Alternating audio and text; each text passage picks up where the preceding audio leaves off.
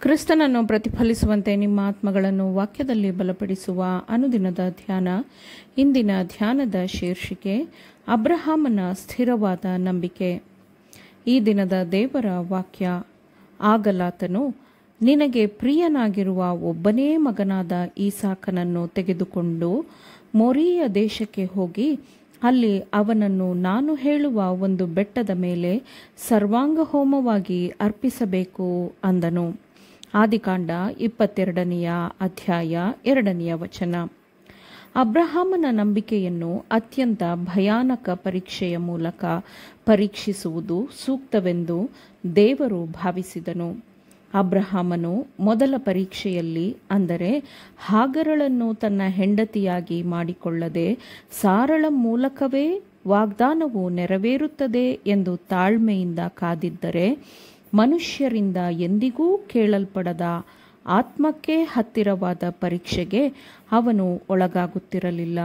ದೇವರು ಅಬ್ರಹಾಮನಿಗೆ, ನಿನಗೆ ಪ್ರಿಯನಾಗಿರುವ ಒಬ್ಬನೇ ಮಗನಾದ ಈಸಾಕನನ್ನು ತೆಗೆದುಕೊಂಡು ಮೊರೀಯ ದೇಶಕ್ಕೆ ಹೋಗಿ ನಾನು ಹೇಳುವ ಒಂದು ಬೆಟ್ಟದ ಮೇಲೆ ಸರ್ವಾಂಗ ಹೋಮವಾಗಿ ಅರ್ಪಿಸಬೇಕು ಎಂದು ಹೇಳಿದನು.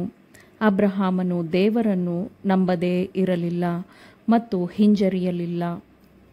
ಆದರೆ ಅವನು ಮರುದಿನ ಮುಂಜಾನೆಯೇ ತನ್ನ ಮಗನೊಂದಿಗೆ 2 ಸೇವಕರನ್ನೂ ಕರೆದುಕೊಂಡು ಸರ್ವಾಂಗ ಹೋಮಕ್ಕಾಗಿ ಕಟ್ಟಿಗೆಯನ್ನು ತೆಗೆದುಕೊಂಡು ದೇವರು ಹೇಳಿದ ಸ್ಥಳಕ್ಕೆ ಹೊರಟನು.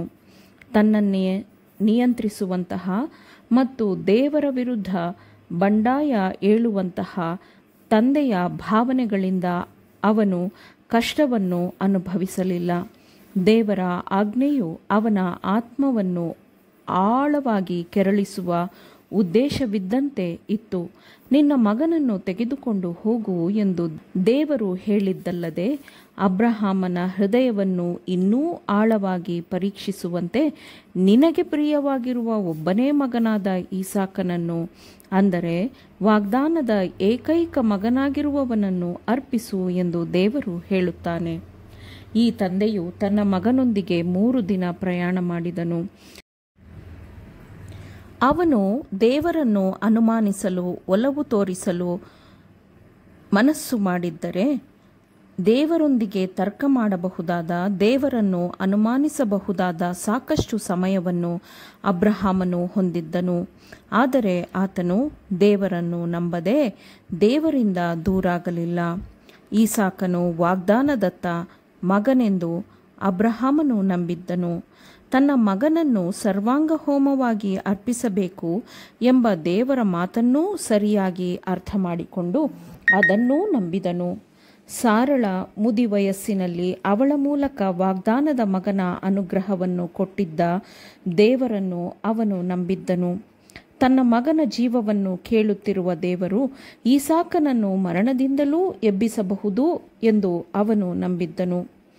ಅಬ್ರಹಾಮನು ಸೇವಕರನ್ನು ದಾರಿಯಲ್ಲಿಯೇ ಬಿಟ್ಟು ದೇವರನ್ನು ಆರಾಧಿಸಲು ಅವರಿಂದ ಸ್ವಲ್ಪ ದೂರ ಮಗನೊಂದಿಗೆ ಹೋದನು.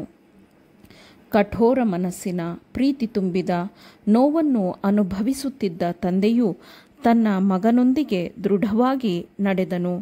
ದೇವರು ಅಬ್ರಹಾಮನಿಗೆ ತೋರಿಸಿದ ಸ್ಥಳಕ್ಕೆ ಅವರು ಬಂದಾಗ ಅಲ್ಲಿ ಅವನು ಯಜ್ಞವೇದಿಯನ್ನು ಕಟ್ಟಿ ಕಟ್ಟಿಗೆಗಳನ್ನು ಕ್ರಮವಾಗಿ ಇಟ್ಟು ಸರ್ವಾಂಗ ಹೋಮಕ್ಕೆ ಸಿದ್ಧನಾದನು.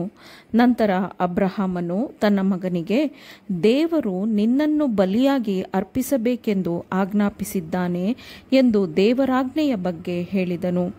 ದೇವರು ಅನೇಕ ಬಾರಿ ತನಗೆ ಮಾಡಿದ ವಾಗ್ದಾನದ ಬಗ್ಗೆ, ಅಂದರೆ ತನ್ನ ಮಗನಾದ ಈಸಾಕನ ಮೂಲಕ ತನ್ನದು ದೊಡ್ಡ ಜನಾಂಗವಾಗುತ್ತದೆ ಎಂಬ ವಾಗ್ದಾನದ ಬಗ್ಗೆ ಅವನು ತನ್ನ ಮಗನಿಗೆ ಮತ್ತೆ ಮತ್ತೆ ಹೇಳಿದನು. ಮತ್ತು ಈಗ ಬಂದಿರುವ ದೇವರಾಜ್ಞೆಯನ್ನು ಪಾಲಿಸುವ ಮೂಲಕ, ನಿನ್ನನ್ನು ಸರ್ವಾಂಗ ಹೋಮವಾಗಿ ಅರ್ಪಿಸುವ ಮೂಲಕ ದೇವರು ತನ್ನ ವಾಗ್ದಾನವನ್ನು ನೆರವೇರಿಸುತ್ತಾನೆ ಎಂದು ತನ್ನ ಮಗನಿಗೆ ಹೇಳಿದನು. ಈಸಾಕನು ದೇವರನ್ನು ನಂಬಿದನು. ಅವನು ತಂದೆಯನ್ನು ಪ್ರೀತಿಯಿಂದ ಅಪ್ಪಿಕೊಂಡ ನಂತರ ಕೈಕಾಲು ಕಟ್ಟಲ್ಪಟ್ಟವನಾಗಿ ಕಟ್ಟಿಗೆಗಳ ಮೇಲೆ ಮಲಗಲು ಒಪ್ಪಿದನು. ಮತ್ತು ಮಗನನ್ನು ಕೊಲ್ಲಲು ಅವನ ತಂದೆಯ ಕೈ ಎತ್ತಲ್ಪಟ್ಟಾಗ ಅಬ್ರಹಾಮನ ಎಲ್ಲ ನಂಬಿಕೆಯನ್ನು ನಿಷ್ಠೆಯನ್ನು ಪರಿಗಣಿಸಿದ ದೇವರ ದೂತನು ಆಕಾಶದೊಳಗಿಂದ, ಅಬ್ರಹಾಮನೇ, ನಿನ್ನ ಹುಡುಗನ ಮೇಲೆ ಕೈ ಹಾಕಬೇಡ, ಅವನಿಗೆ ಏನೂ ಮಾಡಬೇಡ, ನೀನು ನಿನ್ನ ಒಬ್ಬನೇ ಮಗನನ್ನಾದರೂ ನನಗೆ ಸಮರ್ಪಿಸುವುದಕ್ಕೆ ಹಿಂದೆಗೆಯಲಿಲ್ಲವಾದ್ದರಿಂದ ನೀನು ದೇವರಲ್ಲಿ ಭಯಭಕ್ತಿಯುಳ್ಳವನೆಂಬುದು ಈಗ ತೋರಬಂತು ಎಂದು ಹೇಳಿದನು. ಆಮೇನ್. ದೇವರ ವಾಕ್ಯಗಳನ್ನು ಶ್ರದ್ಧೆಯಿಂದ ಆಲಿಸುವವರು ಮಾತ್ರವೇ ಆಗಿರದೆ ಪಾಲಿಸುವವರೂ ಆಗಬೇಕೆಂದು ನಿಮ್ಮನ್ನು ಉತ್ತೇಜಿಸುತ್ತೇನೆ. ಪರಿಶುದ್ಧಾತ್ಮನ ಸಹಾಯದಿಂದ ಆಲಿಸಿದ ನಿಮ್ಮೆಲ್ಲರಿಗೂ ಧನ್ಯವಾದಗಳು. ಮತ್ತೆ ದೈನಂದಿನ ಧ್ಯಾನಕ್ಕಾಗಿ ನಾಳೆ ಸಂಧಿಸೋಣ. ಆಮೇನ್.